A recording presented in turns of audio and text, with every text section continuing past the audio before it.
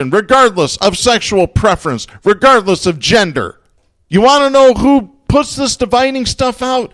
The rich do. You want to know why? Because while we're bickering among ourselves, they're going to the bank with all the money, and they're leaving us out in the cold. Do you doubt that? Get the book. There's one on the shelf over there. It's called People's History of the United States. Chapter 2, Zinn, talks about the strategy that the corporations implanted back 150 years ago, which was to keep the people from organizing for the sake of demonstration. You have got to throw issues out there that will turn them against themselves. Yeah.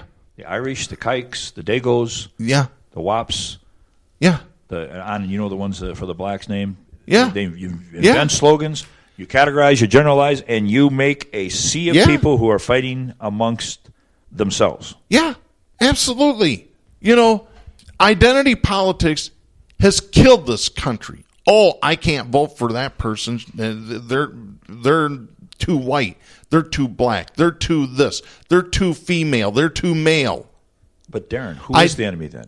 If it's not these factions, I'm going to ask you, which candidate will tell you who the enemy is? Is there an enemy, first of all? Yes. Yeah, you're damn right there is. Yeah. It's not the minority group. It's not the people coming over the border. It's the oligarchs. It's not aliens. What's that? It's the oligarchs. It's the oligarchs, it's the corporations. And one candidate has said that now since 2015. Well, essentially all of his life. Yeah. And that's not the issue we want to talk about. No. Imagine, if you will, a corporate oligarchy so effective, so advanced and fine-tuned that its citizens still call it a democracy. That's where we are at. They don't see that they don't live in a democracy. They live in an oligarchy. They live in a corporate-controlled state, and they're calling that a democracy. And we're getting farther away from even understanding what the hell a democracy is. Yeah. I said it flat out on somebody's Facebook page. The end is coming for this country unless Bernie Sanders is elected. That's period, end of story, my opinion. You need to drop the identity politics. You need to drop it now. I am so sick and goddamn tired of hearing, well, Bernie hasn't been doing enough for the blacks. Or he's too old. Or we need a black. We need a woman. We need the first woman. We need a cute guy that has a gay husband or boyfriend. Well, that's what we need. No, you need a guy that knows who the enemy is and who stands in front of it and fights against it. Used to be what journalism did. It's called speaking to power. Yeah. You know what the slow boil theory is?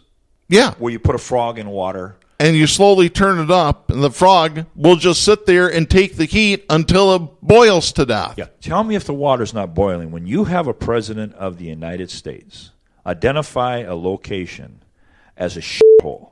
Yep. Now, I don't know where you went to school. When I went to school, we had a big picture of George Washington right behind the teacher, up over the blackboard. I'm an old guy, but there was a big picture, right? Imagine some of the famous sayings that presidents have said, right? That's not what your country can do, right? Imagine the fireside chats that Roosevelt had. Imagine him sitting, let's pull up by the fire here, and a little patriotic music back there. We're going to start today's program here by the fireside, letting you know that Baltimore is a shithole, a rat-infested shithole. Imagine a sixth grader looking at Washington up there, hearing that, he never said he could throw a stone over the Potomac or a dollar. He said that on the other side of the Potomac, it's a shithole over there. We are like frogs. We have been boiling in non-democratic corporate establishment, and now a fascist president, and the damn frog doesn't even know they're almost boiled alive. Yep, that's where we at. That's a very good analogy, Jack. I'm glad you brought that up. You need to drop the identity politics, folks. If you haven't dropped it yet, you better start looking at the issues. You better look at the hard, concrete issues that are the foundation. Because if you don't, all your identity politics won't matter. It won't matter because it'll be gone. It'll all be gone because the rich will own you. Darren, I'm going to repeat what you said here 2 minutes ago, that if Bernie Sanders is not elected, it's the end. Mm-hmm. And as prescient as that is, there's been some smart people say the same damn thing, okay? Yeah. I mean that. I'm not saying you're not a smart person. You're one of the smart people who's saying that. West and other, it's out there. This is the absolute last gasp before we fall into the fascist furnace. That is not an exaggeration. That is not hyperbole. That's not us faming our base. We've got 10 stations around this country. We don't know who they are. We don't have a monetary base. We're not saying this is for red meat. This isn't conspiracy theory traction. This is the truth in our estimation. As two concerned citizens and two men with half a brain put together makes a whole brain, telling you that we are at that moment in history, our life throw on the bed. I tell you what, everybody wants to say, well, that's what I don't like about white progressives. They start in. Well, I tell you what, you want the real enemy, folks? Right here it is. This is tape 1971, the Nixon tapes. This is then California Governor Ronald Reagan calling President Richard Nixon. You want a good dose? Right here it is, folks. This is what conservatives think of minorities. And last night, I tell you, to watch that thing on television, as I did, to see those monkeys from those African countries, damn them, they're still uncomfortable wearing shoes. Well, and then the tail wags the dog there, doesn't it? Yeah. The tail wags the dog. I, for example, just had a call from Reagan, California, and he's been out there and so forth, and as you can imagine, there's strong feeling that we just shouldn't. As he said, he saw these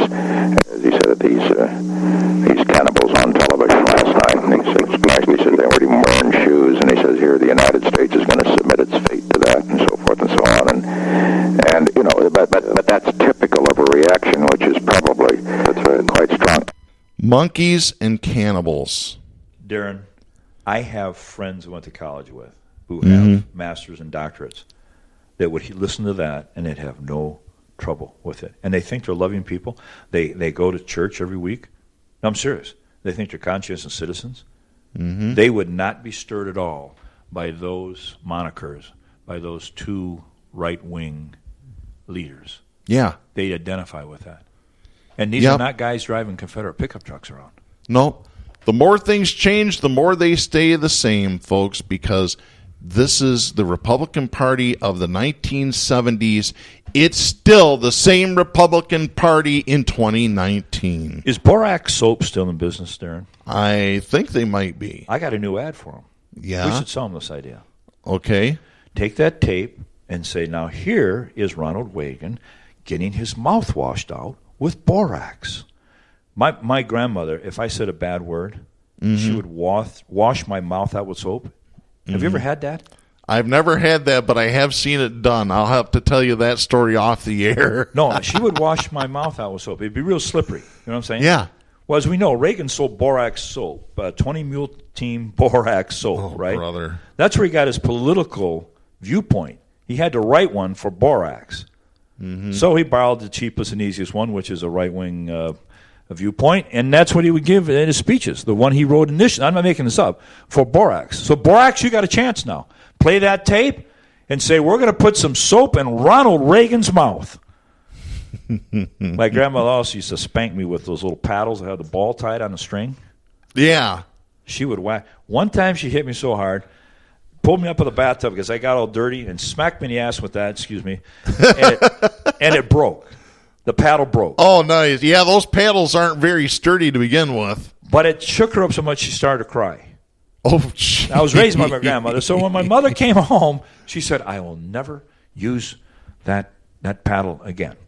And I'm sitting around the living room corner going, yeah. You know. No, she's found something else, didn't she? No, it was just her hand then. And that hurt worse.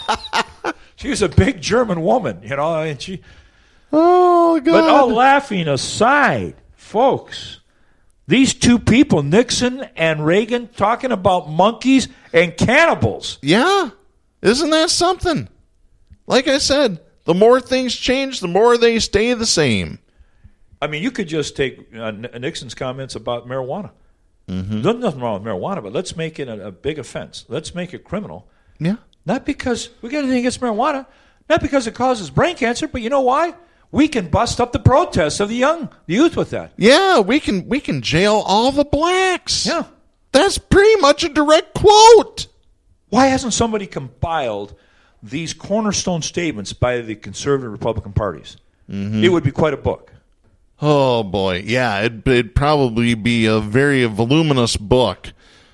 Unbelievable. And speaking of, we have the orange racist in the White House right now, old Donnie.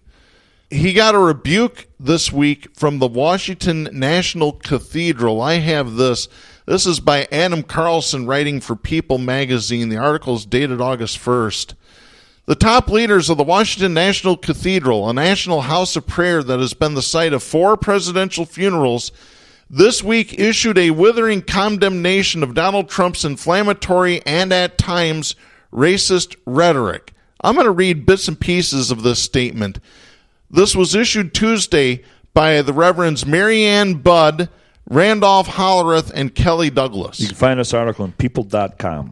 Quote, "We have come to accept a level of insult and abuse in political discourse that violates each person's sacred identity as a child of God. We have come to accept as normal a steady stream of language and accusations coming from the highest office in the land that plays to racist elements in society.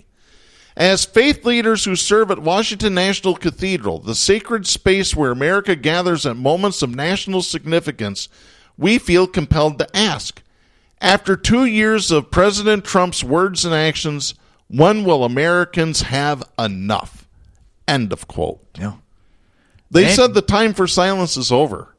That's also a direct quote. It's not bothering those evangelicals, is it? Mm-hmm. Let me continue.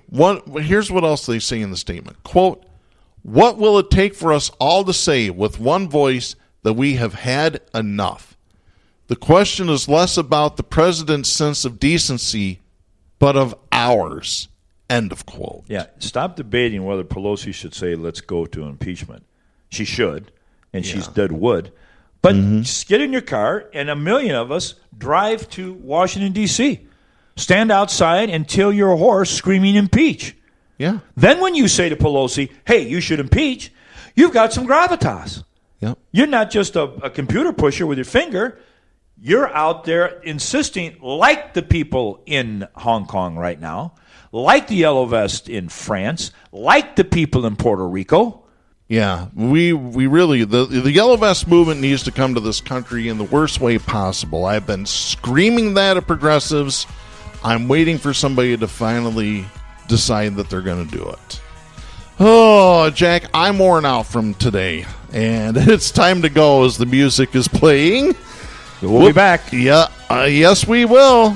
For sure. We'll be back next week with more. I'm Darren Gibson. I'm Jack Prince. For our announcer, Kristen Cook, please support independent media and the First Amendment.